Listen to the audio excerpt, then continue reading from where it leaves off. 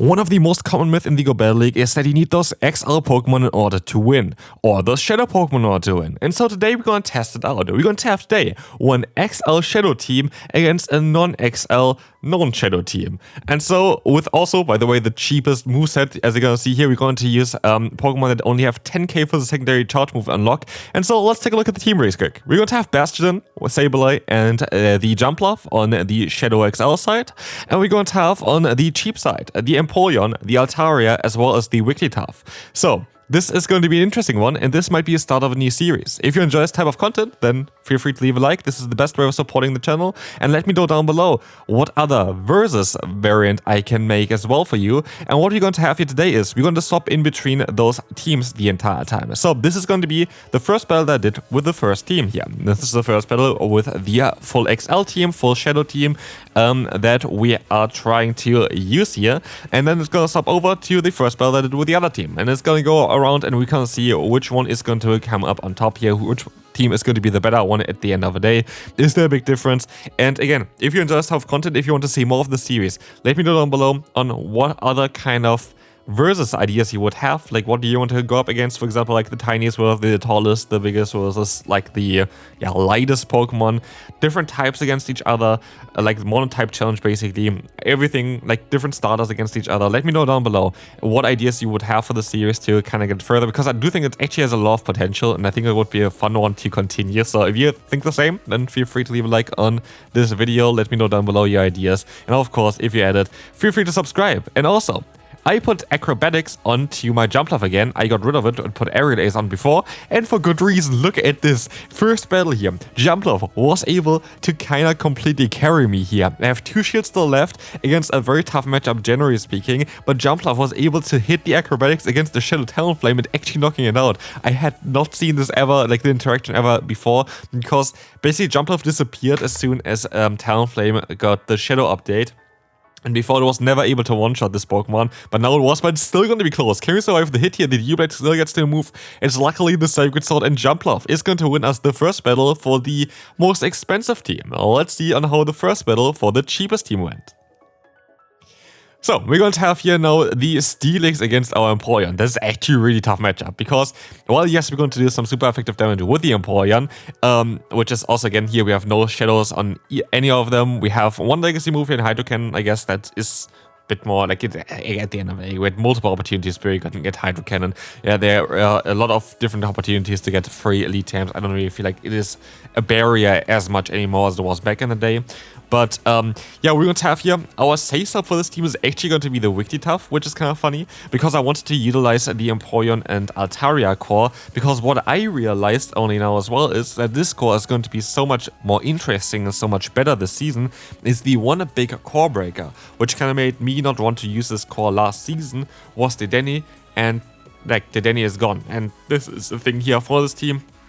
I will maybe even make another video towards this team here, or like towards a different variant of this team, again separately towards this, because I do think that the Empoleon and Altaria core has a ton of potential. But we're now in actually a bit of an awkward spot. We basically had one Pokemon left, which is the Altaria here, as our Empoleon is nearly dead. And the opponent still has here their Steelix, and we have to kind of get rid of the Steelix somehow. But yeah, Flamethrower is coming in here. I think I have a move slot still on the Empoleon, but the opponent lets the move go through anyway, and they have the Shadow Sableye in the back. That's going to be a tough battle for us. We are forced to use a shield here, of course, because I need to get another charge move off against the opponent. But we have to see on how much damage we're actually going to be able to do here with the Sky Attack. So, I have 2 win cons. I'm either going to be able to get to another Sky Attack, or I'm going to do enough damage to put them into farm down range, and I'd get enough damage off against the opponent. And with this, we are going to be able to win the first battle here as well with the cheapest team. So it's currently 1-1. As we face an amazing lead for the most expensive team, as Feraligatr though comes in now, and funnily enough, we don't really have a great answer. Jumpluff is not a good answer anymore either, because Jumpluff is going to not have the cheap pacing anymore, as Aerial Ace got nerfed to the point that you don't really want to run it anymore. We have a double nuke version here as our best closer basically. But yeah, by the way, Jumpluff could be argued to be not the most expensive Pokemon that is possible because it's only slightly XL, but I wanted to have a triple Shadow team and triple Shadow XL Pokemon basically, and that's why I kind of needed to have the jump off there, which also I want to of course still build a good team. Like this was the thing as well for both of them, which is kind of good for those categories. I at least kind of tried to get still very good teams with it, and that is what was able to do here. But actually in this battle I'm going to lose, so yeah, even though I had a great lead, the Feraligatr is just very difficult to deal with. It's not a common Pokemon currently, but the next battle here for the cheapest team starts a bit tough as well though. So it's still 1-1, but currently an advantage towards the cheapest team. But we have a very bad lead, but in comes now the Wigglytuff, and I like to see that. Why do I like to see that? Because I can go for the Ice Wind, which generally just drops the opponent's attack right now, but I also would be able to still get another move, which now forced them to go for their own charge move. What this allows me now is I can align my Empoleon against the opponent, and this is going to be great, because now I'm going to be able to go for the full farm down, but not only this, I am going to be able to go ahead and go for the Hydro Cannons against the Marowak, but also still have my other answer in the back with the Altaria. So while this was a bit of a tough lead, I'm kind of looking like I'm in a good spot right now. I'm not really thinking that I'm in too bad of a spot here. I am going to be able to use a shield against the opponent's Rock Slide. That is going to be fine. In comes the Umbreon. This is fine as well, as we are going to have here Altaria is still doing some solid damage. Of course, our best answer is sadly gone already at this point, but it's like not a bad matchup at all. Like we are not gonna have like a fighter against us, against the Empoleon, or like Nice Tap against the Altaria. We don't have anything like this. But the benefit that I feel like here is for the cheapest team is that you actually have one of the strongest cores possible in Empoleon plus Altaria, both available as like the cheap Pokemon that you don't need to run XL Candy for. And this is kind of something that it's just going to be a big benefit. Here we have the Marowak coming in. We are going to be able to get the final shield from them. And now down to the Altaria, it's going to be such a close battle. I'm not too sure if we're going to be able to win this. Like, the opponent's going to be able to still survive the Sky Attack here. And we're going to try... Oh, we can still get to another move. And this is actually going to change quite a bit here. This is going to change quite a bit as the Sky Attack is going to knock them out. The Umbreon is coming in. And we are going to be able to use a shield here against the opponent. This is going to be the foul play, and we can try our best to go for another Sky Attack straight afterwards, as we have here the, not the knockout, they still survive with 1 HP, but you can knock them out with one more Dragon Breath. Curious if they had a charge move there already, but so far 2-1 for the cheapest team. So, can the most expensive team kinda come back from that? This is going to be such a close battle now, but we're going to have a Venusaur as a shadow against an elite, and we're going to start to try to just take an advantage here. I'm going to try to get the shield advantage with my Bastiodon, and this allows me now to swap out into my Sableye. I will always kind of outspeed the opponent here as well, so I should be in on the right spot, but I kind of, I think, lost track of their energy at this point, and I went a bit too much here, went a bit too high here with the Sableye. At least I'm still going to be able, of course, to go for the full farm now, which is alright, like this is going to be okay. And they go into that Typhlosion. I go straight for my move. This is a risky move here. Does it work out for me? It does work out. They actually let the move go, even though they had still a shield left. And this is going to seal the deal here, which means the Shadow Full XL team is very likely going to be able to take the game home here again, because we have now basically perfect alignment, like everything that I needed to have here. We have the Saber I got, and then we're going to have the Swampert against our Jumpluff, and now there's still only the Venusaur left. And yes, we're going to have, you know, a 2-2, but it's still the advantage for the cheap team, which now has a game ahead. So, can we win this team here, like this game here with this team? Well, let's find out. We're going to have the Altaria in the lead. I actually decided to swap out of here into my Wigglytuff, just because I have so many better answers there, and I kind of want to just use my Wigglytuff as my safe swap to bait out potential issues for the Altaria, which honestly, like, the opponent's Licky kinda is, so like I'm not too sad about this. I think this is going to be alright. And yeah, as you can see here, the Ice Wind is coming in. We are going to be able to get the attack drop there, and we have here now the Swift coming in. This is going to be fine. This is going to be getting the shield from the opponent. Now we're in a big advantage, because now I can take advantage of the opponent here by going into my own, the Empoleon, and get some extra energy. And now the Altaria is going to take the hit here with the Drill Peck, doing some solid damage, and I can go for another one. And now I can decide if I want to swap out again even. I could swap out and just go for Dragon Breath pressure, or I stay in and try to go for the full farm down. I decided to stay in there. Ultimately, I tried to catch the Flamethrower, which you saw there as well, but it just clicked like one turn basically late onto my Altaria, and I want to catch it, which is fine, because now, as we have here the Licky coming in, we are going to be able to go ahead and go for the charge move there. This is going to be very, very cool. It's going to be the Azumarill against us. But the issue is that there is still going to be our own Altaria in the back, and this is now tough, because we have to kind of get rid of the Azumarill with our Empoleon.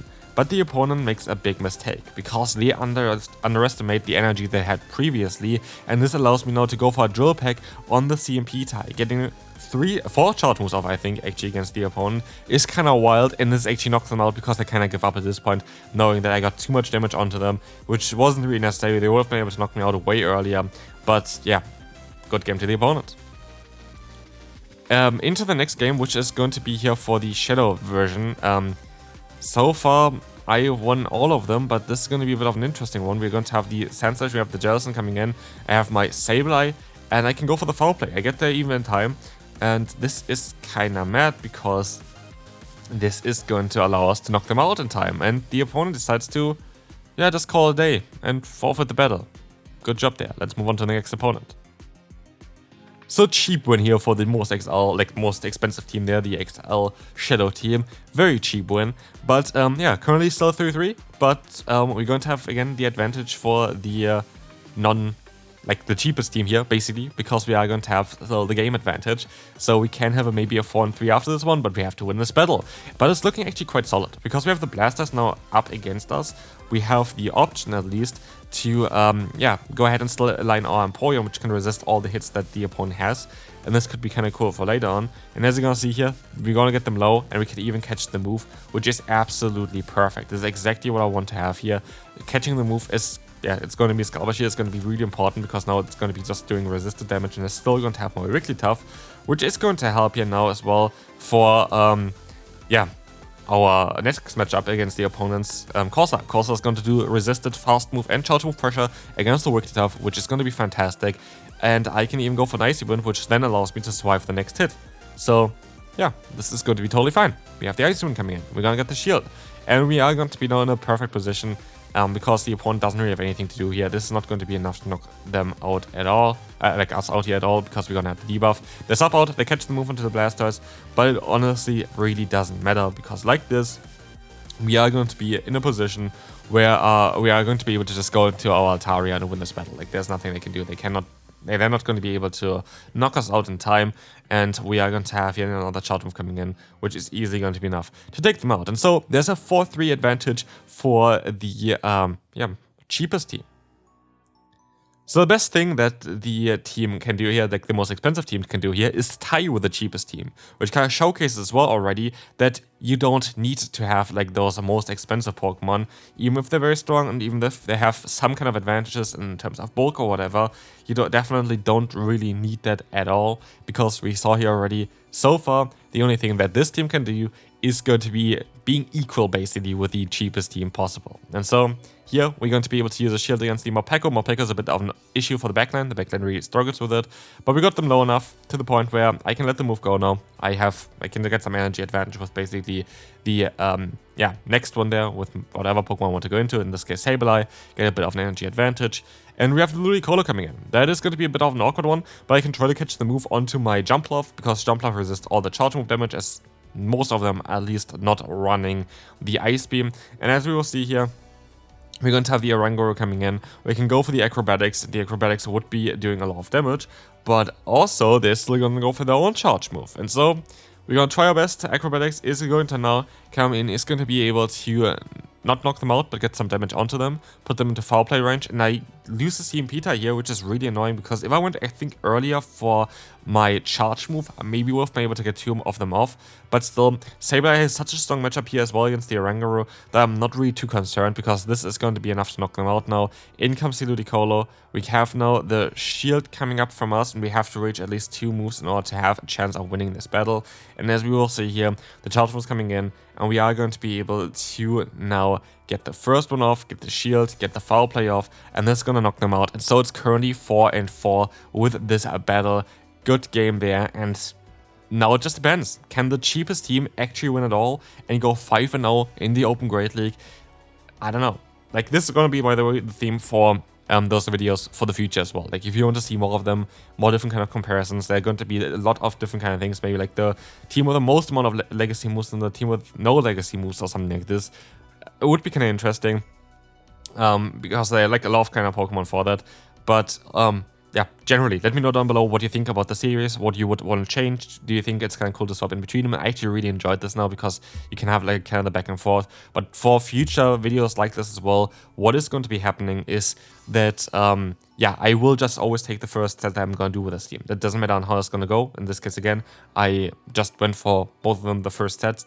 Both of them went really, really well. And as you're going to see here as well, for this one, we are looking like we're in a really good position as well. We are going to be able to just let the move go here. It's going to be a Shadow Ball. It does knock us out. It's going to put us low, but we're going to be able to get the KO here, and we still have the Wigglytuff in the back. They reveal the Salamence, and with this, I know already, we're going to be able to go 5-0 with the cheapest team. And this is going to be it for Dio versus Seaverse here for now.